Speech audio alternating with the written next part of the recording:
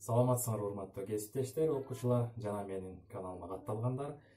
Бүгүн биз кадимки нан жасамакчыбыз. Батон үй шартында. Батон жасаш үчүн бизге көрүп тургандай азыктар керек. Бул жогорку сорттогу un, суу, жууган май, өсүмдүк майы, күн карама майы жана кургатылган брош. Ошондой эле сөзсүз түрдө ашкана тузу керек болот.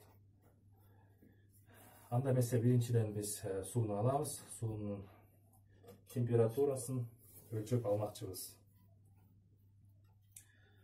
Суунун температурасы 35 градустан жогору болбоо керек. Орто эсеп менен алганда 35-40 градус болсо ошол туура болот. Эгер 40 градустан ашып кетсе суунун температурасы, анда кургак ачыткы өзүнүн кубаттуулугун жоготуп коюшу мүмкүн. Азыр термосчеттин жардамы менен суунун температурасын өлчөп жатабыз. Суунун температурасы 37 градус экен. Эң жакшы. Анда эмесе биринчи алгач даярдалган мындай темир, даппаспаган болоттон жасалган темирге биз идишке суубузду куймакчыбыз. Сууну куйгандан соң биз алгач таразанын жардамы менен өлчөп алынган кургак ачыткыны кошобуз. Кургак ачыткынын өлчөмү 8 грамм. Ачыткыны коштук.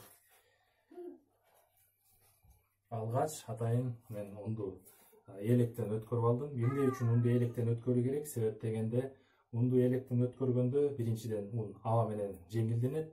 Un аба менен жеңилденгенден кийин андан жасалган нан болобу, ачытылган камырдан жасалган азыктардын бардыгы көлөмү чоң болот, подъем жакшы болот. Ошондой эле унду эмне себептен алгачкы иштетүүдөн өткөрөбүз? Арасында ар кандай кереги жок заттар да болушу мүмкүн, таш болобу балким, же каптын бөлүктөрү, же кагаз болуп калышы мүмкүн. Ошондуктан электен өткөрүп калабыз. Бул un жогорку сорттогу un, бирок байытылган un деп айтсак болот. Азыр өзүңүздөр билгендей, көбүнчө үйдөн жогорку сорттон жана биринчи сорттогу ундан нан жасашат.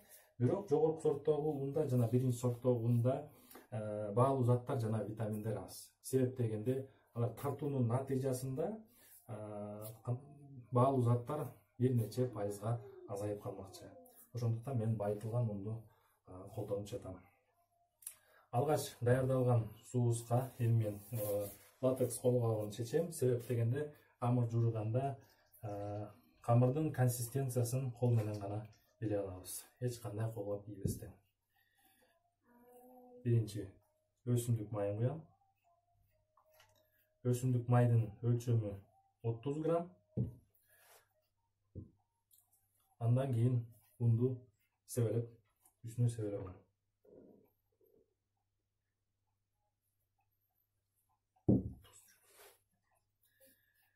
Негизинен тузду сууга да кошсо болот. Бирок эгер сууну ачыткы менен кошо бир кошсоңор, ачыткы өзүнүн кубаттуулугун бир аз жоготушу мүмкүн, же болбосо процесс кичине жайлап калышы мүмкүн да. Ошондуктан мен үй шартында тузду ушундай себелеп коюп жатам. Эми жууган майды бир микроволновкага салып эритип алам. Бир аз.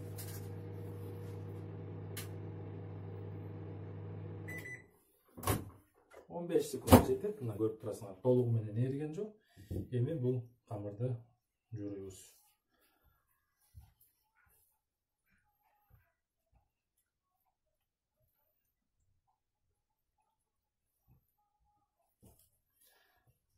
Бир аз аралаштырып алгандан кийин жууган майды кошобуз.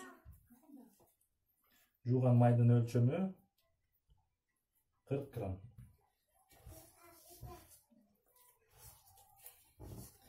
Камырдын консистенциясы колго өтө суюк эмес, өтө нык эмес, колго жабышпашы керек. Ошондой эле тез убакыттын ичинде камырды жууп бүтүрүш керек да. Мынакей азыр мен силерге консистенцияны көрсөтөм.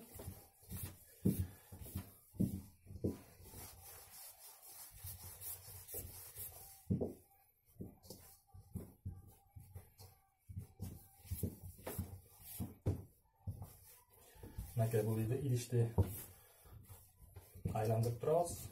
Ошол эле учурда колуңар менен жүргүзө бересиңер. Мындайча айтканда, камыр жууручу машиненин иштешине окшошуп гана кетет. Мынакей азыр эң маанилүү момент бул камырдын консистенциясы. Мынакей көрүңөр, топ идиш аяк бүт таптаза, камырдын бетине камыр жабышкан жок, идиштин бетине. Ал эми камырдагы консистенция абдан жакшы, илешкек, баардыгы аралашып, мынакей колго да жабышкан жок. Эми бул камырды биз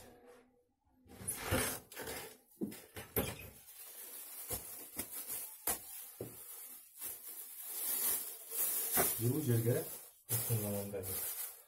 жаап коебуз. Камырыбызды карайлык.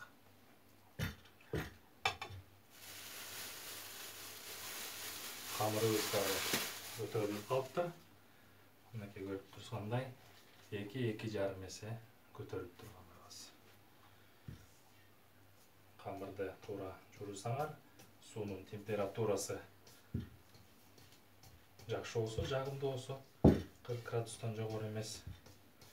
Бөлмөнүн температурасы дагы абдан чоң мааниге ээ.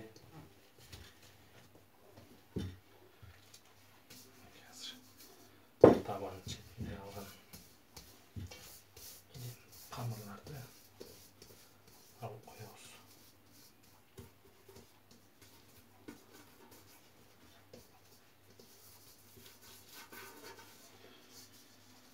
Табактын бети да мындай таптаза болгон калыш керек. Анда эмесе бул камырды тең экиге бөлөбүз. Ал үчүн бизге бычак керек болот. Тең экиге бөлөбүз. Көз болжом менен. Экинчи камырды бул жерге салып турабыз. Анан бул камырды жаябыз. Кааласаңыздар кол менен да жайсаңар болот. Кааласаңар өөлүктүн жардамы менен да жайсаңар болот.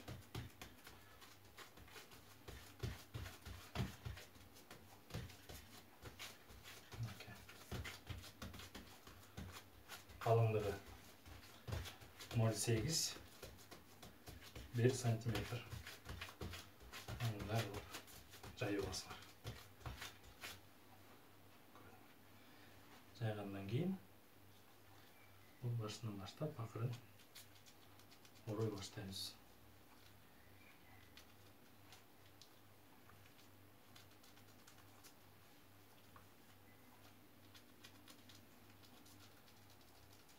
Ар бир орогон сайын ушинтип бекитип турасыңар. Ортосунда аба боштугу пайда болбоо үчүн.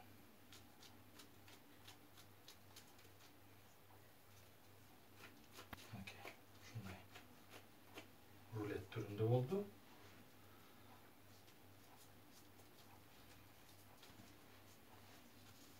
Даяр болуп тыныгып калды. 20 минут убакыт өтүп да кетти. Мынакей көрүп тургандай 1-1,5 эсеге көтөрүлдү. Эми бычактын жардамы менен, курч бычактын жардамы менен биз мындай кылып кыйгачынан kesmekçiyiz.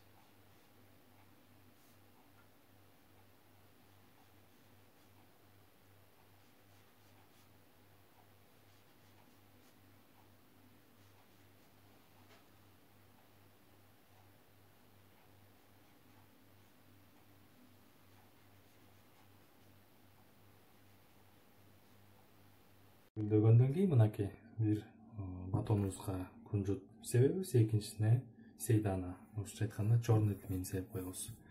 Үстүңкү бетин жумуртканын сарысы менен сүттү аралаштырып, ушул аралашма менен майлап койду. Анда эмесе алгач даяр болгон куручу шкафка 180 градуска коюп туруп наныбызды салабыз. Бышып калды. Нандын бышыруу убактысы 20 мүнөт. Мынакей көрүп тургандай түсү саргыч кызыл түстө, сырты кытыраак, анан ичин көрөбүз болуш керек. Бир аз муздагандан кийин. Наныбыз дагы керектүү температурага чейин муздады. Келиңиздер эми кесип көрөбүз. Мынакей атайын аранын ичинде болгон бычак, атайын нанды кесүү үчүн.